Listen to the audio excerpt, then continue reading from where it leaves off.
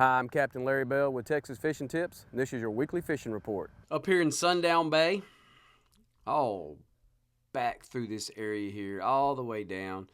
You can fish this thing from one end all the way, from the north end of it all the way to the south end. It behind the little island there that's just right off the ICW. All this area up in here, there's been some good fish that's been up in this area. We've had scattered trout, redfish, some black drum, flounder occasionally up in this area. Plenty of stuff to locate. Our water levels have fluctuated up and down. We're on the backside of the new moon now, and the bite frames all through that time frame have been really good. They've been for the artificial world. In and out of the bite frames in the majors and minors have been very productive during those time frames. Up on these back shorelines here, we've been wading some of these areas. The mouths of these little back lakes that drop off in there kind of ease up into some of those. Gets kind of squishy in some of those, so you have to kind of be careful when you pick and choose where you want to be to wade.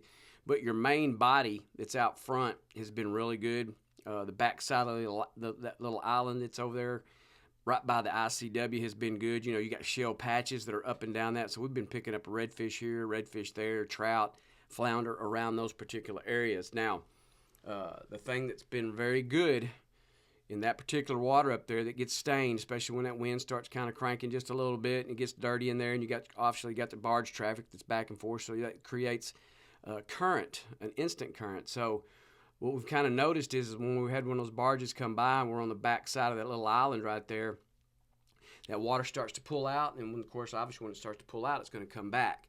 So when that has happened, it has just created an instant bite for us. So we'll pick up 1, 2, maybe 3 fish while that current is flowing, either in or out. It's not on both, but you'll get both opportunities. But we're catching it on either where it's pulling the water out when the barge goes by, or when the water's coming back after the barge has gone by. So just something to be aware of.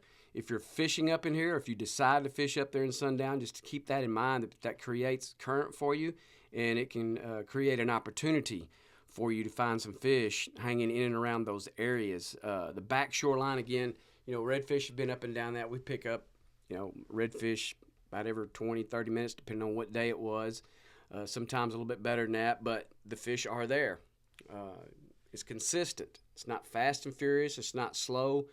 But once you get away from the bite frame, whether it been the major or the minor, around that time frame has been good. But as you have kind of tapered away from it, then that bite just gradually goes away, and it's time to move on after that. So you optimize your time in and around that. Hopefully you can get some, maybe a barge that comes by that will create a little of that current for you.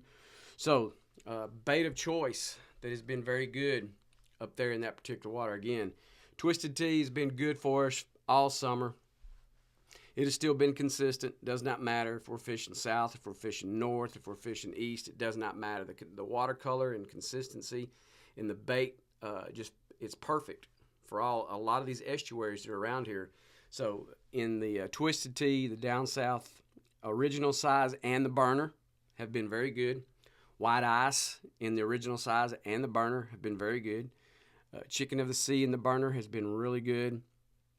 Again, I have not been throwing very many supermodels, just simply because of the production of the originals and the burners have been so good. I really haven't had a need to change. But when I do throw one, it's still Magic Grass and Chicken of the Sea. Those are my 2 favorite. Always has been, always will be. It's just it's a quality bait.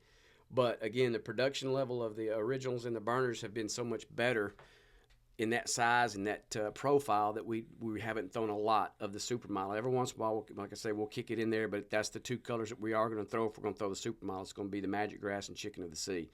Again, 16-ounce jig head. That hasn't changed anything. It's still perfect, especially for the water level that it is. The water level's been flowing. We haven't got a lot of water back in here, but we have gotten some. But still, at that water level, the 16th-ounce jig head has still been perfect for us. Really good, very productive, slow drop in the water columns in those particular areas up and down that back shoreline against that little back island there, so you can really control the bait. Really spend a lot of time working that bait up and down in the water column, so your opportunities lengthen as that more time those fish can look at that bait while it's in there. Also, the other bait that's been super good for us has been the knock and tail, either the greenback or the heavy metal. Those two baits right there in that knock and tail have been outstanding as well. So if you haven't tried the knock and tail baits, you might want to pick you up a package of those and just put one on and throw it. You'll be pleasantly surprised with it because it's an outstanding bait. So all three those particular colors in down south, and then in the knock and tail, again, the greenback and the heavy metal have been the most productive for us up here. Again, majors and minors, key. Majors and minors. Make sure you're paying attention to those, especially right now as we work all this thing. We're fixing to get out of August, which is going to be a blessing for us, thank goodness. Get into September. October's right around the corner, so things are going to start to change, especially for the artificial world, so make sure that you take note of that. Backside of Mud Island. All these little back lakes that are back in here, all these suckers are weightable. Man, you can get in these things and you can weight them. Some of them are a little softer than others, maybe through the mouth getting into it, so you may want to maybe cross island area somewhere hard ground and then get into the back lake area. But if you do, you will reward yourself with opportunities at redfish and some decent trout.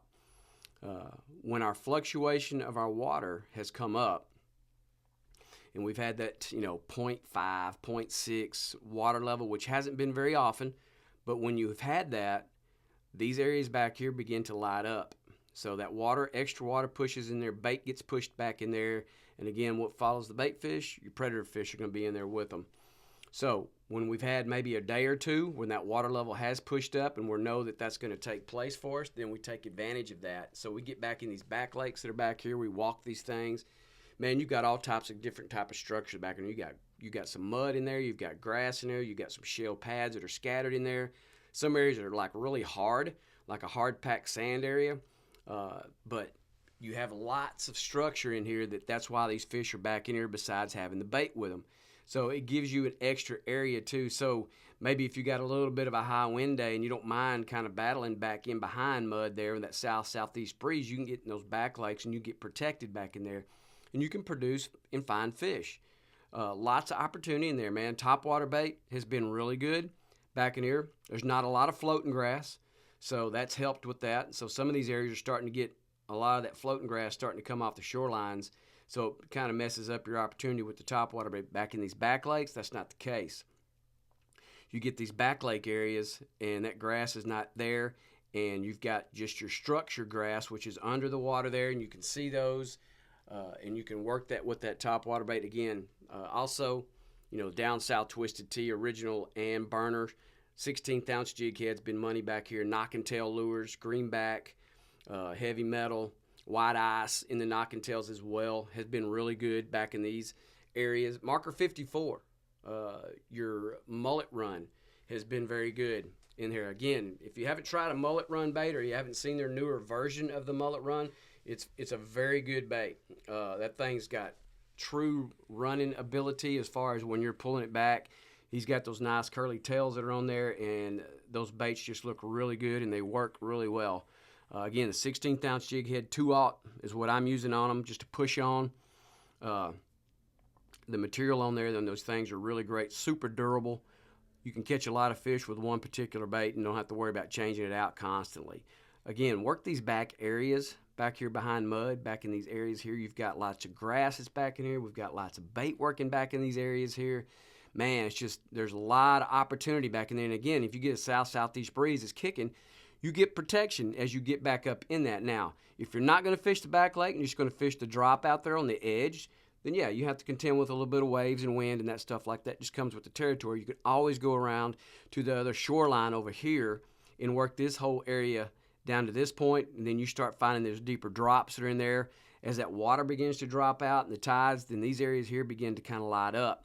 You got deeper water that's in that, so those fish not necessarily concentrate because we're not dropping that much water. We hadn't had negative tides in a while, but we've had some super low tides.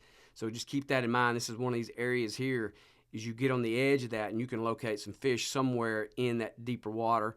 You can get back up here on the backside. This whole area being super flats, great grass that are up here off of that point, and that goes a long way out into the bay system there. So you can really cover a lot of water, either throwing your top water bait, but again, on this side over here, you do have to contend with some grass. Maybe you need a weedless setup if You don't want to jack with that. So just keep that in mind. This area back in here can be really good. Redfish scattered over it. Some really good individual trouts that's been in there. We've caught some nice 20s to 22s back here. A couple overs, the 25, 26 range have been back in this area as well, which is nice to see, by the way. Great amount of bait that's in here, so you got lots of opportunity. Scattered flounder ever so often on this backside here, so just keep that in mind. Again, the down south in the twisted tea, in the original size, burner shad, knock and tail in the greenback, and heavy metal and the white ice and the knock and tail again, and then of course, and then the marker 54 mullet run have been very good all in these areas back here. Up here, Swan Lake shoreline, the back lake in Swan Lake, these areas here have been pretty good. There's been fish, and we've kind of caught a lot of undersized trout around the little islands and in the guts and on the drop that's out there on the outside edge. It's been fine. It's been a lot of fun to catch those smaller fish. Sometimes it gets kind of monotonous after a while. You don't want to jack with them, but that said, you're catching some fish. Now, the thing is, you might catch 10 to 15 of those that are in that 12 to 14 range, and then you'll pull out a 17 or 18. And if that's what you're looking for, then this is one of the areas that you need to get to find and locate these fish. What we've also found is on the backside of the islands. Now, the backside gets a little mushy. If you're going to wade back in there, just understand that. So just be prepared for that. It's going to be a little bit mushy behind some of these islands because of that tide flow and sediment over the years. It's just built up and built up and built up. So just make sure you're aware of that when you get there on the backside. Don't be surprised. And it's like, ooh, sucker's knee deep. But anyway, these back shorelines here in Swan Lake, man, great bait. A lot of bait that's in here. We found a lot of good stuff that's back in redfish that are back in here. Man, we've thrown some topwaters back in here. We've thrown double D's back in here. The down south, again, man, twisted tea has been money back in this area. In both the original and burner size. Again, if we've thrown any supermodels of the down south back here, it's been my favorite two things, which is the magic grass and chicken of the sea. All this area back in here, that's been fine, especially during around this new moon phase. The bite has been really good around those majors and minors. Found a lot of good fish, a lot of activity in around there, but once you get tapered away from it, just understand that bite goes away, and it goes away pretty quick. So if you get the opportunity to get in these areas and you're in the fish, that's when you're maximizing your bite frame time frame. Again, the back shoreline here in Swan, we've been working this area back down here all the way over to the little flat where it drops out. We haven't got maybe quite that far, but again, we're finding redfish that are scattered on that back shoreline. It's been nice. An occasional flounder, but mostly trout, redfish have been back in this area here. The knock and tail, heavy metal, and greenback have been money back in here as well. The marker 54 mullet run has been very good. Multiple different colors, nothing specific color-wise in the mullet run. Pretty much, I like, again, your rule of thumb is in dark baits, dark water, light baits, light water. So we've been, a lot of this water back in here is semi-clear. Some days it gets pretty clear on others, so we're throwing a little bit more translucent stuff. But you have a lot of selection there in those particular baits. So, pick you up 1, 2, 3, whatever in a dark color, and pick you up 1, 2 in a clearer color, and just go to town with it. Again, 16th ounce jig heads, 2/0 for me, have been very good, very consistent. You can work the baits in a lot of the water column and not have to worry about it just diving down into the grass here. Again, there's lots of grass back in here, good structure, some scattered shell, lots of mud that's back in these areas here, but the fish are hanging out on that kind of stuff. Early morning bites have been pretty good. If you want to get up, go throw your top water and work that back shoreline, you will be rewarded. Somewhere you will get an opportunity and you'll catch you a nice trout or redfish, and be a lot of fun to watch that explosion take place. Working these edges out here, we've had some rain the last few weeks. That's been very good for our base systems. It's going to be very, very helpful down the road as well. It's also cooled things off just a little bit. But we're going to start getting back into those warmer temperatures, so just keep in mind when that water temp starts to rise, get out here on the edge of this and work that deeper drop. You start getting into that 3, 4, 5 foot of water. These are areas that you really want to target and look for later in the day as those fish begin to migrate off of that flat. Again, majors and minors during this time frame, look for your bait working back in these areas, and you'll locate fish all back up in this area. For watching, I'm Captain Larry Bell.